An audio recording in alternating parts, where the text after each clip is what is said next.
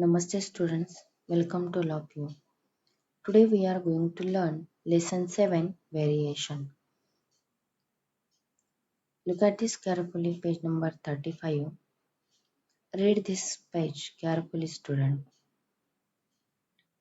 If the rate of notebook is rupees 240 per dozen, what is the cost of 3 notebooks?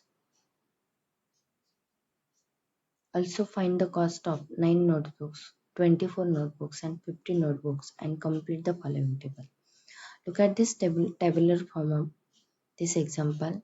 Here, the number of notebooks denoted by the letter X and the cost in rupees Y. या tabular form मध्ये तुम्हाला number of notebooks म्हणजे वह्यांची संख्या तुम्हाला X मध्ये दाखवलेली आहे आणि कॉस्ट इन रुपीज किंमत ही तुम्हाला रुपयामध्ये Y मध्ये दाखवलेली आहे. Okay. If the rate of notebook is rupees 240 per dozen, तर 12 वह्यांची किंमत, 1 डझन वह्यांची किंमत 240 रुपये आहे. तर अशा what is the cost of 3 notebooks, तर अशा 3 वह्यांची किंमत काय असेल, 9 वह्यांची किंमत काय असेल, 24 वह्यांची किंमत काय, 50 वह्यांची किंमत काय आणि एका वहीची किंमत काय. इथे तुम्हाला एका वहीची किंमत दिलेली 20 रुपये. बरोबर आहे. जर 12 वह्या 240 रुपयाला असतील तर ऑब्विसली एक वही 20 रुपयाला असेल. बरोबर. तर 3 वह्यांची किंमत काय असेल, आपण काय करणार, 240 भागिले 3, तर इथे येणार आपलं उत्तर 80.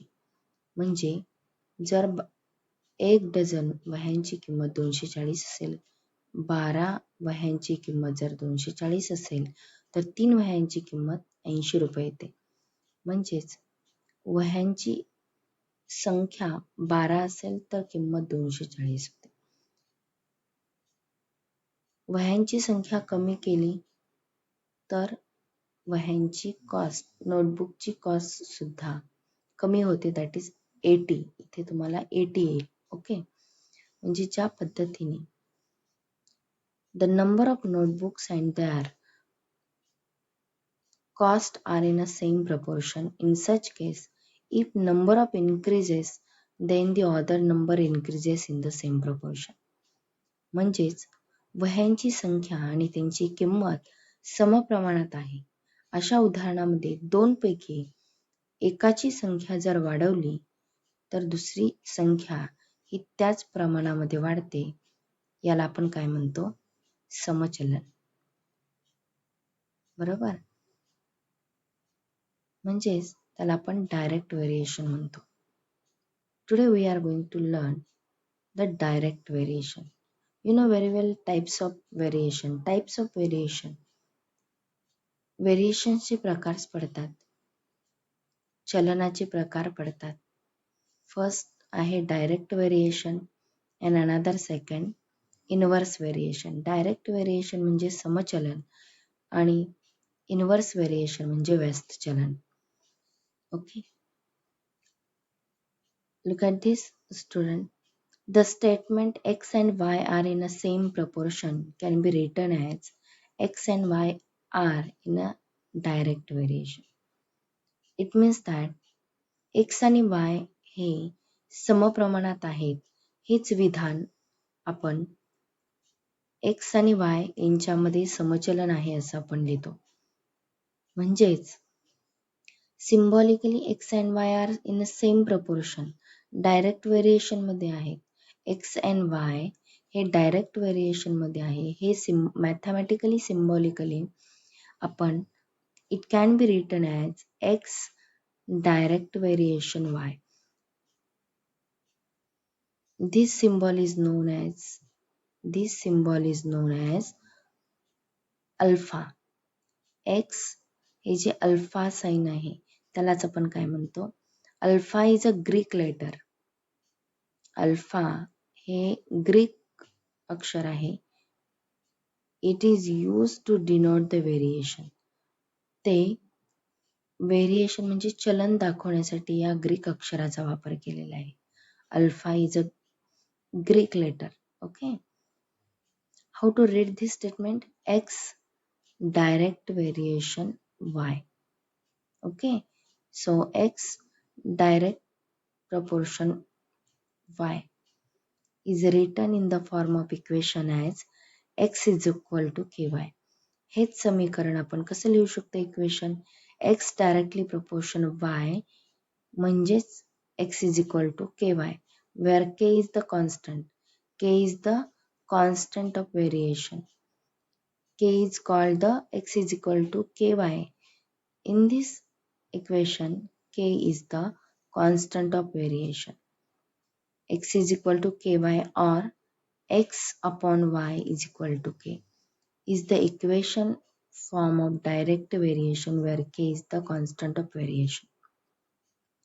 Okay, observe how the following statements are written using the symbol of variation. खाली तुम्ही काही विधाने दिलेली आहेत. चलनाचं चिन्ह वापरून ते आपल्याला लिहायचे आहेत. For example, area of circle is directly proportional to the square of its radius. Area of circle. Area is always denoted by the letter A. So here area of circle is equal to A आपण मांडलेला आहे. Okay. And is directly proportional to the square of its radius. Square of its radius. Radius is always denoted by the letter R. Radius he always आपण R या लेटरने दाखवतो.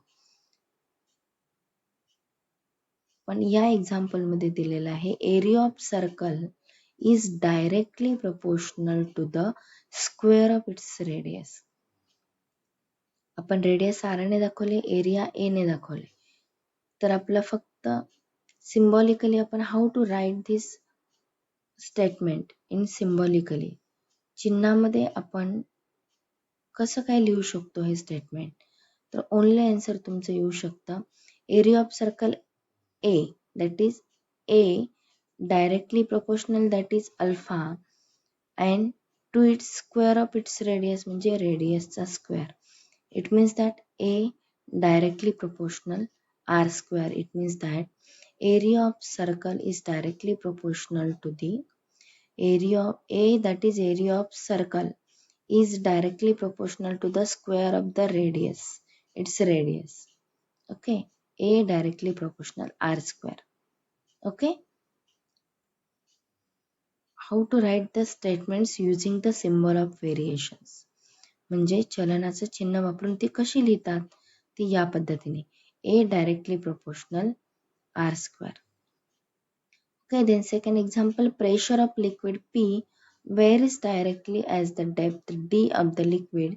This statement is written as pressure of liquid, that is P directly proportional to the depth म्हणजे P directly proportional to the D.